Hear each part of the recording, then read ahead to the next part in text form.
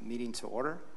There are 7 members present. Therefore, 5 affirmative votes are required to grant a variance or appeal. The board's authorized to grant or deny a variance by Part 3, Section 60 of the Englewood City Charter.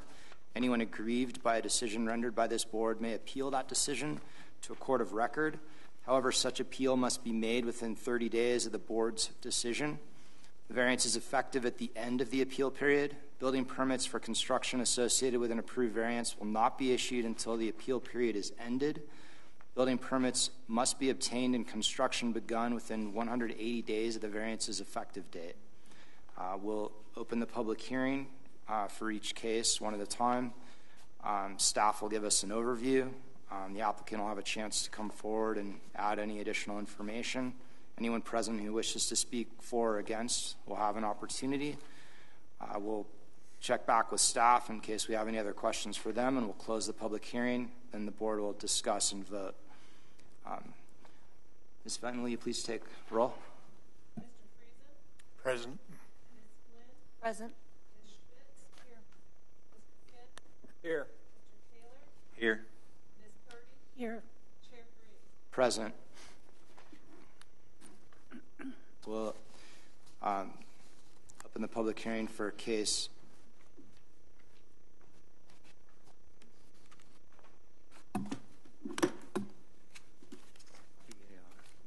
I just had the wrong one in front of me. VAR2016-017.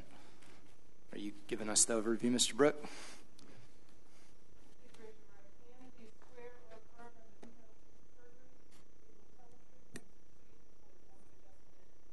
I do. My name is Brooke Bell. I'm a planner with the Community Development Department. Good evening. Tonight is the public hearing for case number VAR2016-017. The subject property is 707 East Jefferson Avenue, and the applicant is Leslie Runyon with SignArt, and the property owner is Chris Viscardi with the Kentro Group. The variance request is to exceed the permitted maximum number of 5 signs by 4 additional signs, and this is a variance to table 16-6-13.8 of the Englewood Municipal Code. I'm going to just run through some slides here on our PowerPoint and get you oriented to the site. Again, here is the 707 East Jefferson property. It's bounded by East Jefferson Avenue, or US 285 on the south, Clarkson on the east, and Washington on the west. The zoning for the property is M2, which is a mixed-use medical office, high-density residential, and limited retail. And that zoning is consistent north of 285.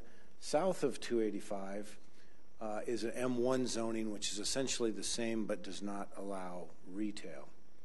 On this property, if you've driven by it, there is a Rite Aid pharmacy under construction right now. It's the former site of the Bally's.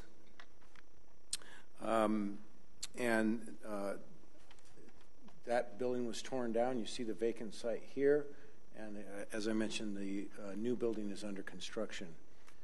I think that we passed out or gave to you, perhaps Carson, a neighbor notification that is not shown on here. And the properties covered by that neighbor notification that was given to us for 640, which is one of those 4 directly across the street. Correct. And then the presidential arms, so that'd be down here. And then the presidential arms apartments are directly to the west on this property right here. That's that other sheet that didn't have opposed or for check? I think what I'll do just is when the applicant comes up here, I'll have them answer that particular question. Okay. If that's okay. Okay. Yeah. Thanks. Okay, thank you. So this is the the subject property. It's got a lot of street frontage, and in fact, it's got a total of almost 650 lineal feet of street frontage, which is the main way that we calculate the quantity as well as quantity in terms of square footage of signage. Let me move on here. This is just another aerial view showing the property a little bit closer up. And then this may be a little bit hard to see. I'm going to put my glasses on, but it is in your variance packet. But this site plan shows the locations of all the proposed signs. There's a total of 9 proposed signs, and of the 9, the ones labeled in red are the subject of the variance request.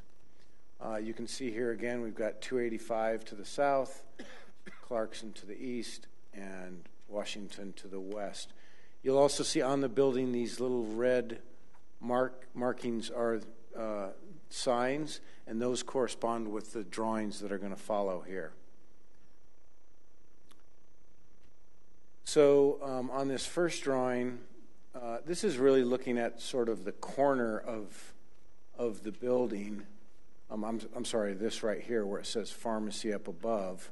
And then this wing of the building is parallel to Clarkson, whereas this wing of the building is parallel to US 285 or Jefferson. The signs in question, and they're a little bit hard to see here, I'm going to point them out. The 4 additional signs that the variance is being requested for are all drive-through pharmacy signs. There's one located right here on the building. There is another located right here on the building. That's 2 of them. And then on the back of the building, or north side of the building that's not facing the street, there's another drive-through sign here and another one over the drive-through canopy. I'm going to continue on and just show you the signs that are in the package. This is the ground or monument sign. This is just a sign on the building, and these are all not a subject of the variance. Oops. Well, somehow we're missing a sheet. I wonder if it's towards the end. Huh. Well, you do have those in your packets, the remainder of the signs. This one? Yes, that's correct. There's 2 of them that are identical to that. Another one that's a little bit different size, and then, as I mentioned, over the drive-through canopy. Now, one of the important things to mention on this is that based on that lineal street frontage, they are allowed to have 5 signs and 458 square feet of sign area. They are proposing 9 signs, 4 of them part of this variance request, but they're only proposing 347 square feet of total sign area. More importantly, normally these drive-through signs would be considered to be an incidental sign allowed without a permit and wouldn't even count towards the sign quantity or the square footage.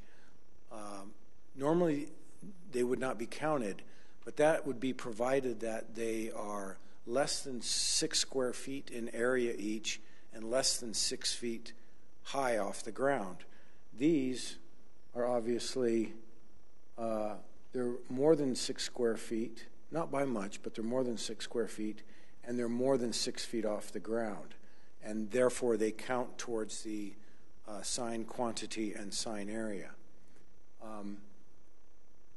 As you can see in the staff report, Community Development does recommend approval of the variance request because it's our professional opinion that that type of drive-through signage has less impact than signs that are typically ground-mounted near entrances that are standalone, that say drive-through, that are less than 6 square feet. We believe that this solution has less impacts on surrounding properties and sort of the visual clutter. So with that, I'd be happy to answer any questions. The major sign that has the illuminated LED sign or the word sign underneath it, yes. Considered 2 signs or 1 sign? It's considered 1 sign. I should note that that particular sign originally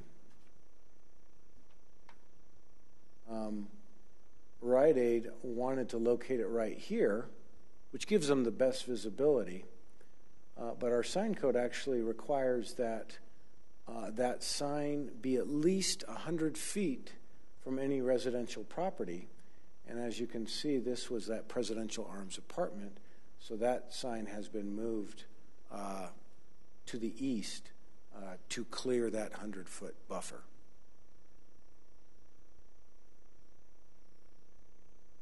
So while there's a square footage requirement, is there a lighting requirement? Because all these 4 additional signs normally wouldn't be counted. They're all illuminated. Yes. So what does the city's stand on illumination? Yeah, I don't see an issue with that. Even the other drive-through signs that are allowed could be illuminated. That don't count. Are there any specifications to brightness of signs? There are, and I'd have to pull out my code book, but there are illumination standards, especially for electronic message display boards. They are required to have a dimmer on them, and it's a certain amount of foot candles or nits is a measurement of light as well. But they are. The proposal as it exists doesn't require any variance for illumination. That's correct.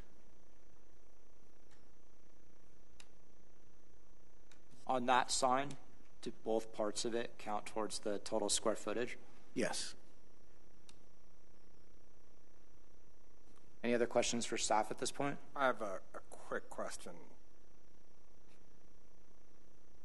So can you go back to the drawing view? Yep, so there. So the drive-through sign that's below to the right of Rite Aid, up top picture. Oh, yes. On that, the brown line right below Rite Aid, is that one of them? A little bit to your left, under the D. And here? Yeah. No, that is not. Okay. It's again, it is this sign right over here. So how come the one is not in the brown? How come that's not one of them in the brown?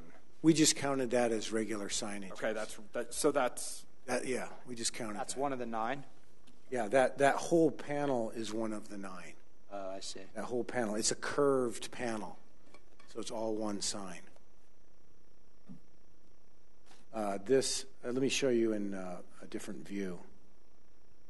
There is a curved panel here that's got kind of a copper color that is all one sign.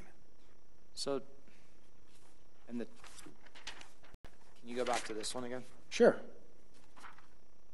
So, like we're at the big Rite Aid, what portion of that counts towards the total square footage?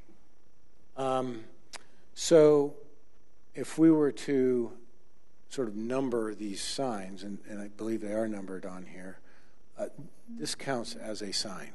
So just the extents of the lettering? Correct. Is it the area that creates a triangle around the lettering, or? No, a rectangle. Yeah, a rectangle. Okay. I mean, not. So this is a sign. This is a sign. Okay. This is a sign. That's what you measure by, is the extents of the lettering in these types of signs. Correct. Or the border of their logo. Correct. Okay. Thank you. Any other questions for Mr. Bell at this time? I do have one. As I'm looking at the site plan, or the plan that has the signage on it, there appear to be 2 N5 signs with an N4 in between. Let me look on my drawings here.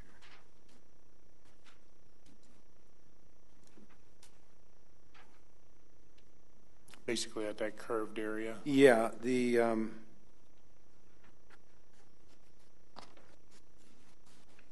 Will you please repeat that question? I didn't follow it yet.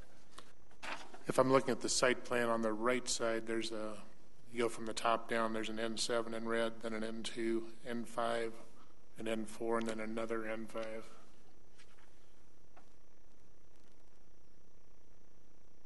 yes. The N5 all counts as one sign on that curved panel. Okay, on the copper curved panel, it says drive-through, and then it says GNC, and then it says drive-through, and then, or I'm sorry, GNC, and then drive-through. Those are all counting as one sign on that copper kind of canopy. Then above that, it says pharmacy, so N4 is the sign that says pharmacy. Okay. Yeah, so And the square footage that adds up for all the instances of N5 is just the extent of the lettering, yes, even though you're calling it all one sign because it wraps around. yes. Does that answer your question, Mr. Friesen? Yes. Thank you. Any other questions?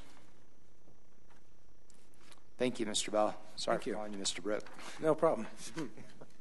So it gets a little confusing. All right, will the applicant please step forward?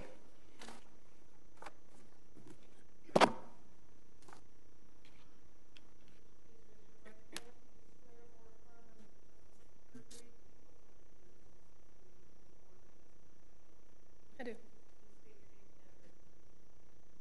Good evening. Thanks for having me here. My name is Leslie Runyon. I'm here on behalf of SignArt, located at 5757 East Cork Street in Kalamazoo, Michigan.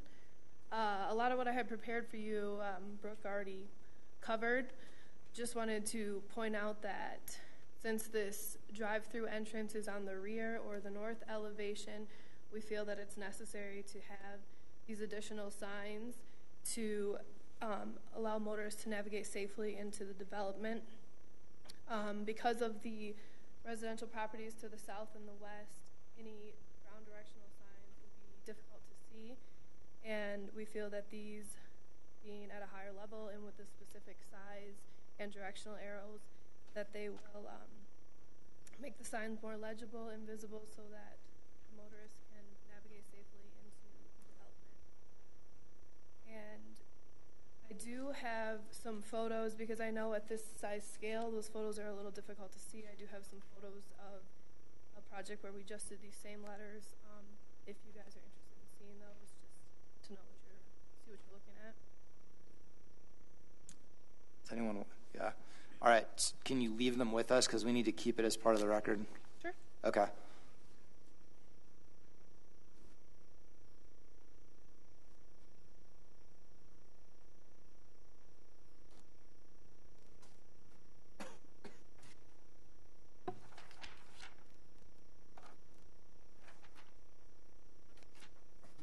Thank you. Do you have anything else to add besides what Mr. Bell went over and what you guys presented in your letter? Sure.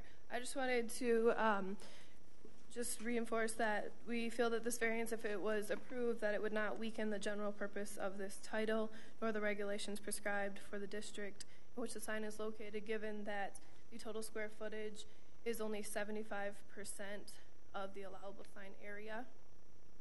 And we also feel that the variance will not alter the essential character of the district in which the sign is located, as the proposed sign package is integrated well with the building and the site design and is harmonious with the surrounding areas. When we design this package, it's specific to the area to accommodate for the high-speed right merging lane and all the road infrastructure to allow the motorists to pass and navigate safely. And the proposed signs maintain and enhance the visual quality of the community, improve pedestrian and motorist safety by minimizing distractions and obstacles to clear views of the roads, to protect and enhance economic viability by assuring it will be a visually pleasant place to live or visit, to protect property values and private and public investments and property, to protect views of the natural landscape and sky, and to avoid personal injury and property damage from structurally unsafe signs. We feel that this approval would not create any impairment or hardship to the adjacent properties, and that it would only serve to enhance the area visually and safely. Would you be opposed, or would there be any problem with limiting the total signage square footage to the 75% you're planning on using if we were to approve the additional number of signs?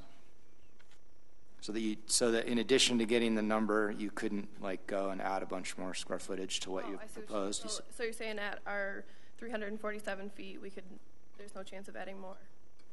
Right. Like if we were like, I don't even know if we're going to approve or not. I'm just asking if we wanted to limit it to the 75% of the square footage you're allowed that you're proposing to use, while allowing you to have the 5 extra total number of signs, would that work?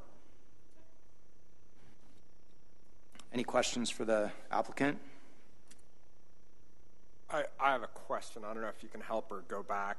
Do you have the plan view looking down? I don't know if that's...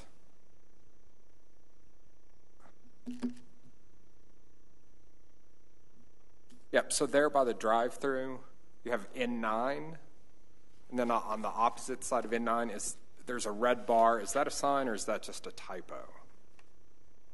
The red on the rear side of the drive-through pharmacy is a plaque.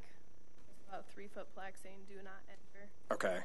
Which falls under the less than. Okay, but it's just marked red, indicating that it's a sign, but it's not called out. Okay. But it doesn't count towards. Yep. Towards the square footage. Any other questions for the applicant? Thank you. Thank you. Is there anyone present who wishes to speak in favor of this variance? Anyone present wish to speak in opposition to the variance? Anybody have any more questions for staff on this? I have one. The reason that the 6 foot in height and 6 foot square foot limits of those, that exempt group of signs, doesn't work for this applicant is why again? Well, I think it's kind of the nature of the site. I think typically when we look at drive-through type signs, they're really literally for drive-through fast food signs. There's not many other drive-through type facilities. And so a building for a drive-through, say fast food, tends to be a lot smaller than a Rite Aid. And probably 40 to 50% of their business is through the drive-through. So they're really trying to direct people right at the get-go to the drive-through. On a much bigger building like this, I don't think that's the focus so much. It's more getting them into the building. A smaller percentage of them would be using the drive-through. And because the building is so big, and you actually, to get to the drive-through, you kind of have to drive around the back of the building, that they felt putting them on the building was a better solution. I don't know what is necessarily the best solution. I do know that, because I can't necessarily speak for Rite Aid, but I do know that from a impact visually from the public right away from surrounding properties, those drive-through signs that are typically with a fast food restaurant tend to be on the ground, tend to be internally lit, and away from the building. They're much more noticeable when they're detached and away from the building than tastefully placed on the building. So from that standpoint, we support the request. So it sounds like a size of building and scale have an impact on placement of these signs. Correct. Okay. And even the site is much larger than a typical drive-through fast food kind of thing. Any other questions? Okay, thank you. Okay, thanks, Mr. Bell. All right, we'll close the public hearing. Is there a motion?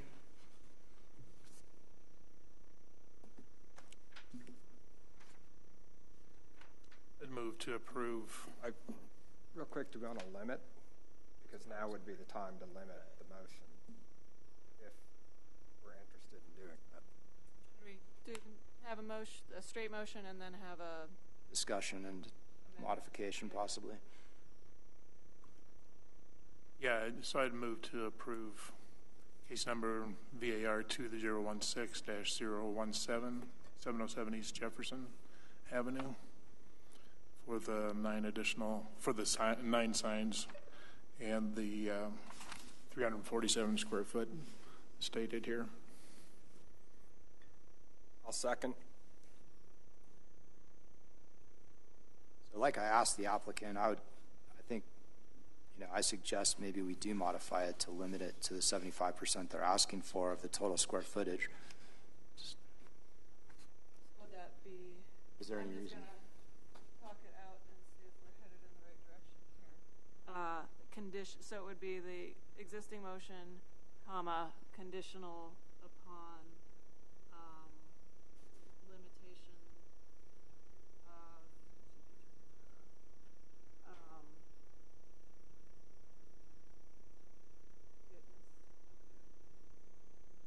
so the 75% is the result of the 0.4 square foot or per foot limitation. So we could phrase it a couple ways. One would be the 75% of the existing limitation amount, or another would be to do a lot of complicated math and change that. Make it 75%. Yeah, that sounds really That or, The 75% is 343 some square feet versus the 347. yeah, couldn't we just say the, So I kind of accidentally said that when I made the motion and said to just limit it to the 347. Oh, wait.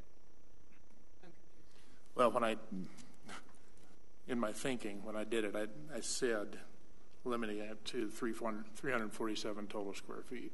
So that's the way I made the motion. right, Oh, okay. rather than the 75. Even though we had said we weren't going to do that, I accidentally did. Right.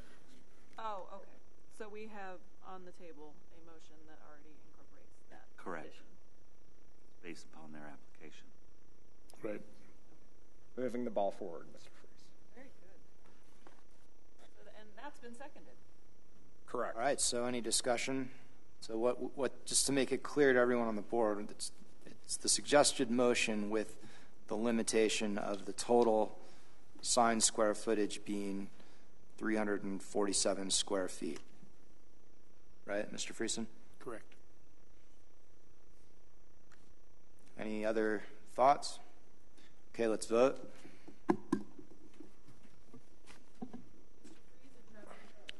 I vote yes. I believe on the first criterion, there are special circumstances, which are basically the three streets around the site. I feel like the site's well laid out and the signage is well integrated within the building. Second criterion, I do not think it'll weaken the general purpose of the title regulations due to the lesser amount of total square footage. And criterion 3, it does not alter the essential character of the neighborhood, and it will not substantially impair other properties. I agree for all the reasons stated. I voted yes for all the reasons stated. I voted yes for the reasons stated. I voted yes for the reasons stated. I voted yes for the reasons stated. I voted yes for the reasons stated.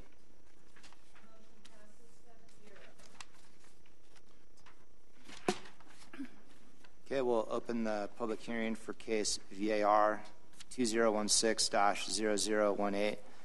We do have proof of publication and posting.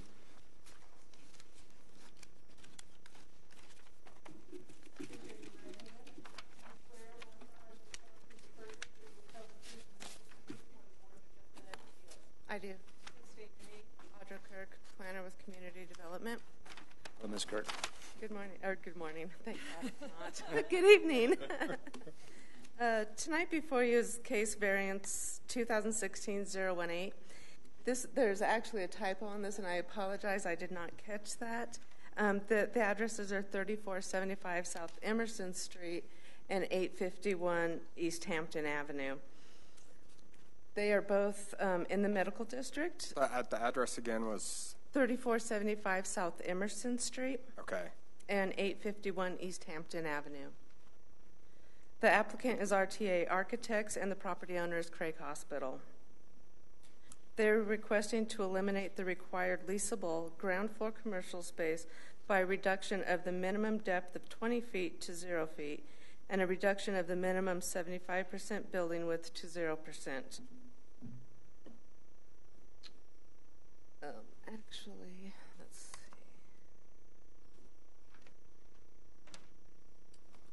3470, these properties are actually spanning 2 zone districts.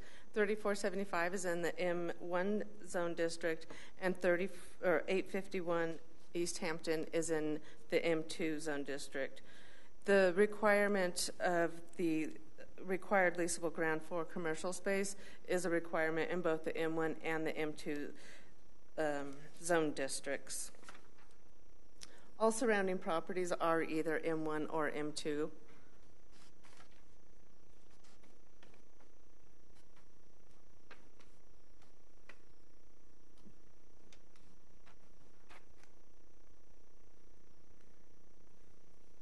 Actually, the Community Development Department does recommend this variance be approved for the benefit of freeing up some on-street parking that is in that neighborhood.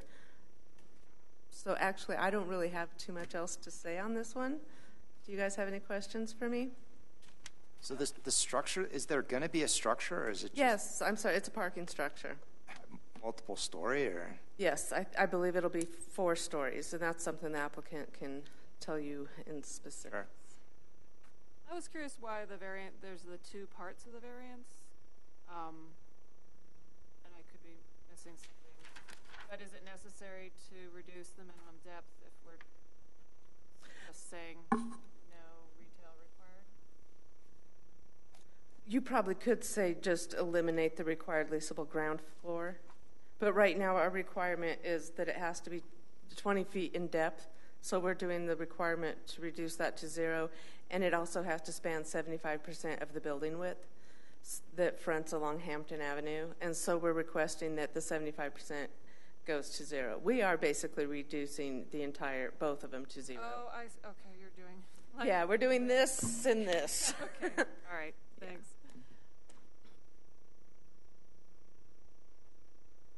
And the depth is just so someone doesn't make a 1 foot deep rentable strip. Is that why that exists that way?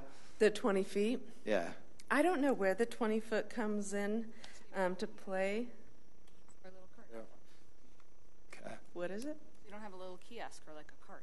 Right. That's what I figured it meant. So, okay. All right. Any other questions for Ms. Kirk at this point? Thank you. Okay. Will the applicant please come forward?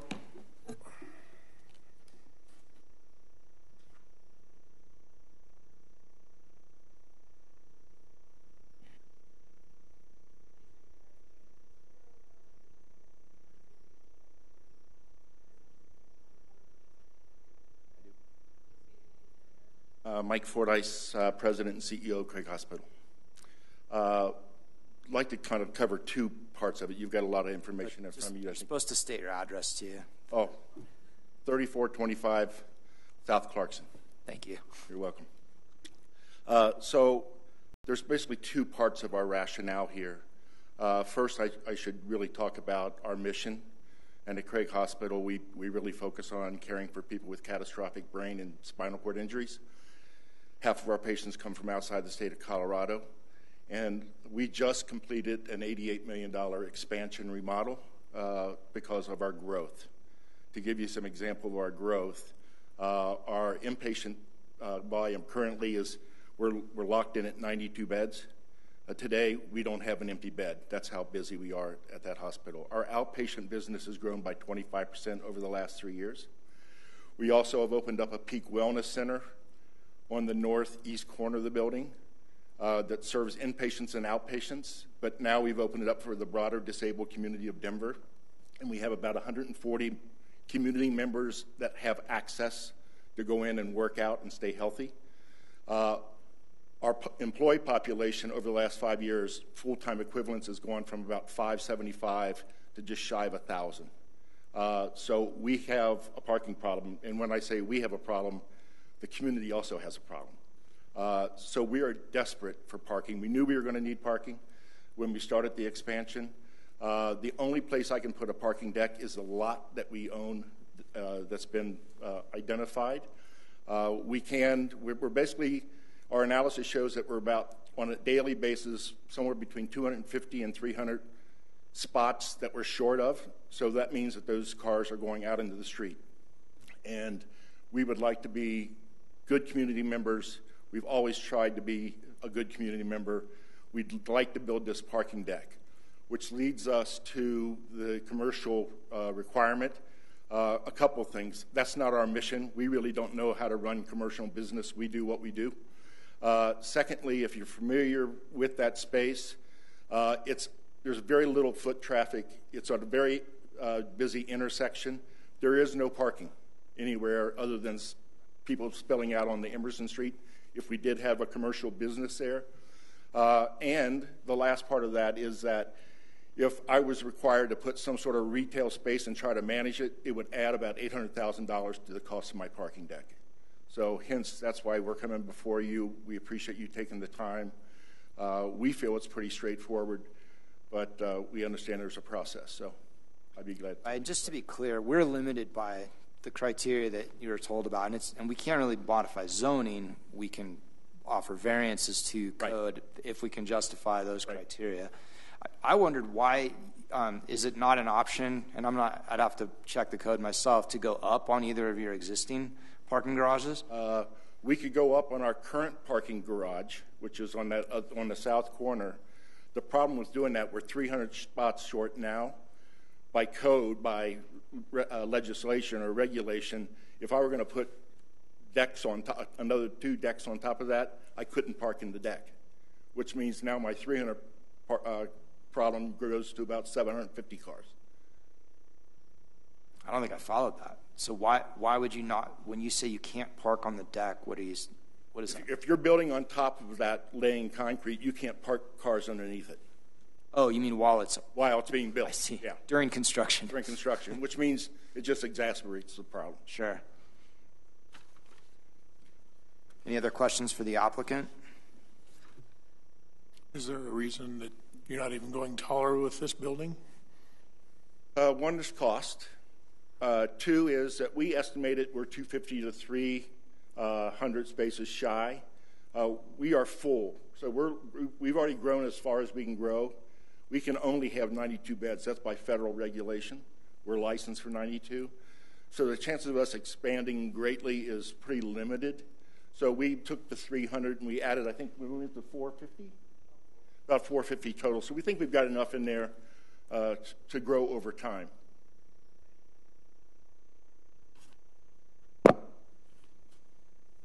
Any other questions for the applicant? So, real quick, that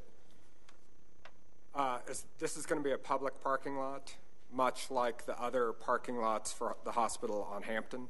So it would be used for employees, it would be used for outpatients, and it would be used for inpatient families that are there on average about 2 months. Correct. But there's also, you have, there's Craig Hospital right there. There's what? There's Craig, and then you have the other medical buildings. So you're not going to just limit it. What I'm asking is the other parking garages that are for medical that are on Hampden, they're just open to public. So virtually you could be Craig, or you could be just visiting another Swedish, or visiting another doctor. Technically, you could park there if you'd like. Okay, so our neighbor Swedish isn't really fun because they got a parking problem also. So they're constantly kicking our employees out of their lot. Okay. We tried that. No, I And my question would be more along the line of, for your public, you're not going to differentiate if they're going to Swedish or they're going to Craig just in the open public parking? Unlikely, because my need is 300 spots. Okay. So we will limit that parking to Craig patients, families, outpatients, and staff. The benefit to the public is that all those 250, 300 cars are no longer on the street. On the street. Opening up street parking. But it is going, you're saying it will be a regulated lot. Yes, it will be. Answer your question. It does. Any other questions for the applicant? Thank you, sir. Thank you, Carson. Is anyone else present who wishes to speak in favor of this? Please come forward.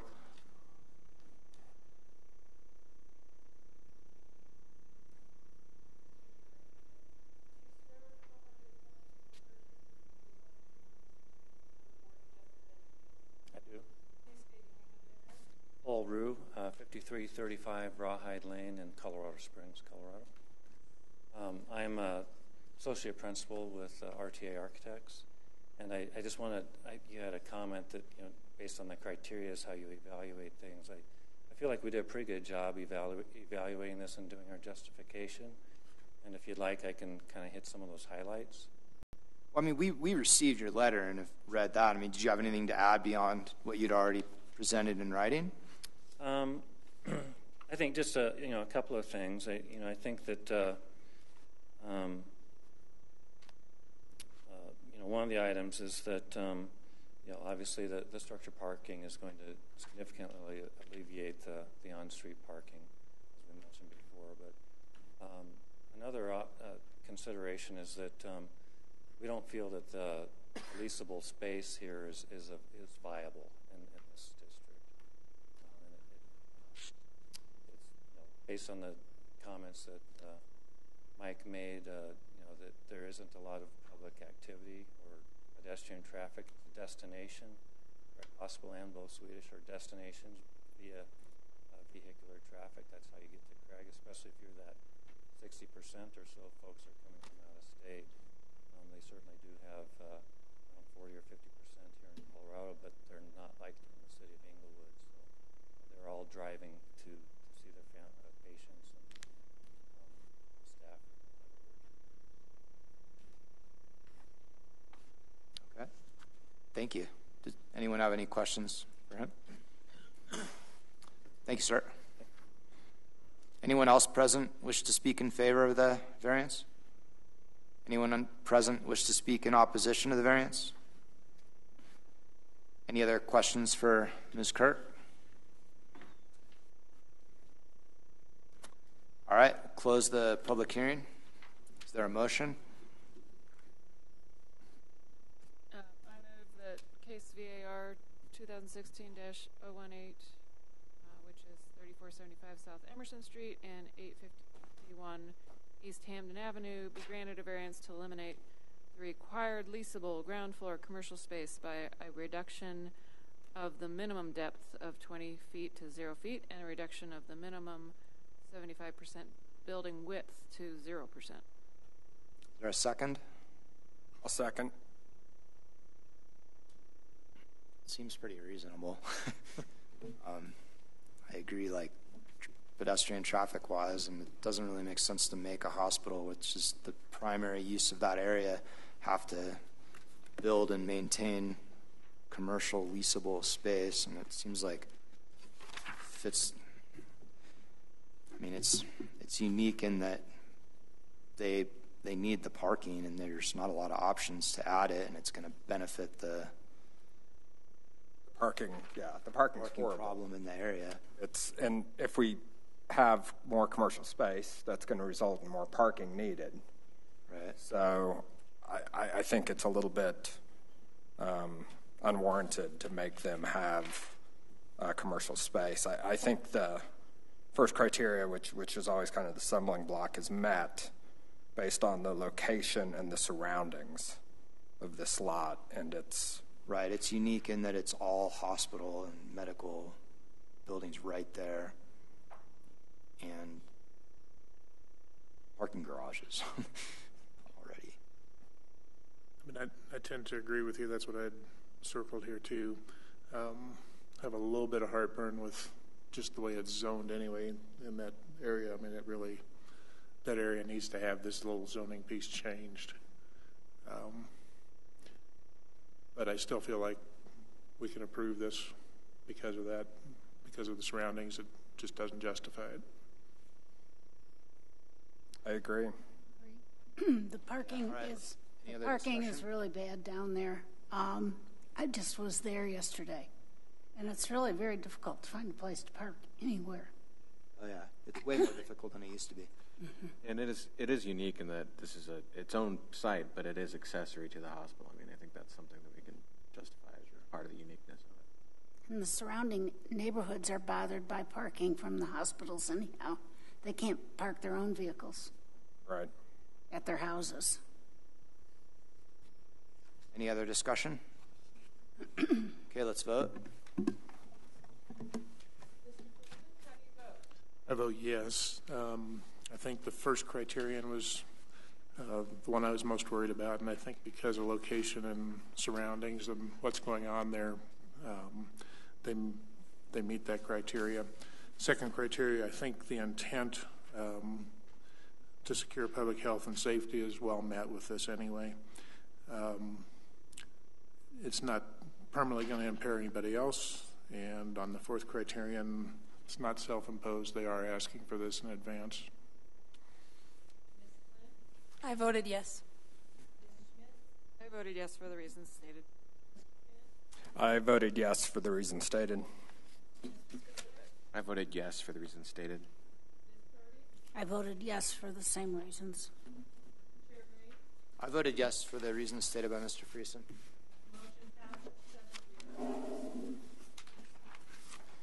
All right. Is there a motion to approve our minutes from the December 14th meeting? I so move. Second. And let's see, is everybody here? Was anybody not here for that? I was not. Mr. Friesen. Mr. Friesen is abstaining. Everyone else in favor of approving, state aye. Aye. Anyone opposed? State nay. Okay. Approval of minutes for December 14th approved. Findings of fact for case VAR2016-017 for 2946 South Lincoln Street. Is there a motion to approve those findings of fact? Yes, there is one. From me. Thank you. Is there a second? Second. All right. So everyone was here except for Mr. Friesen will abstain. And all in favor of approving those findings of fact, state aye. Aye. Anyone opposed? Okay. All right, election. So this is my last meeting. I'm term limited. So we vote for a new chair and vice chair. So let's start with motions for chair. I move that I nominate Mr. Finn for chair. I'll second that. All right, we have a second. Are there any other motions for nominations for chair? All right, let's vote.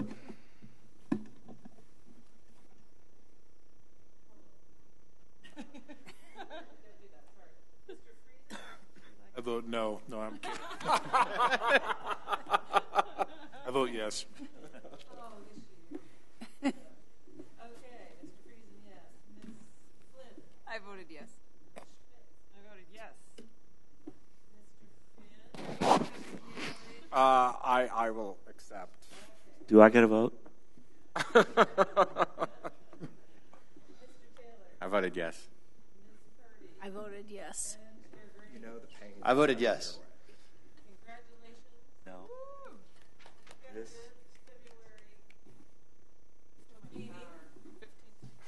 All right, so is there a motion for vice chair? I'll make a motion to nominate Mr. Friesen. I'll second. Yeah, Mr. Friesen. Unanimous, huh? Me, Mr. Finn. Payback. Are there any other motions? All right, I'll vote.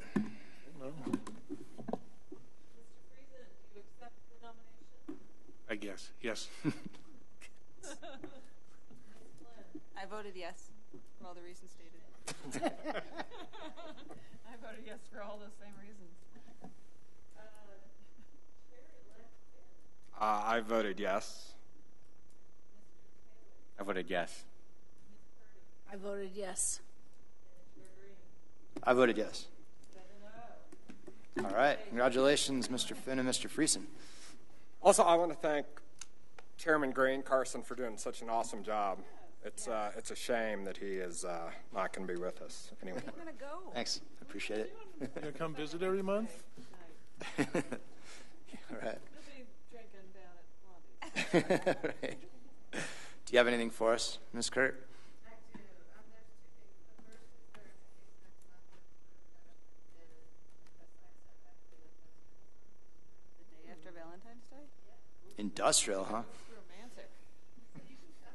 Yeah. and the second thing is that you your service. Oh, no problem. Thank you. Yes. Do you have anything for us, Mr. Comer? I do not, but it's been a pleasure working with you. Thank you. Anybody on the board? All right. Is there a motion to adjourn? So moved. Second. Is there a second? I second it. He's got it. All right. All in favor, state aye. Aye. Aye. Opposed? All right, I'm going to use the gavel first time. Yay! Meeting closed.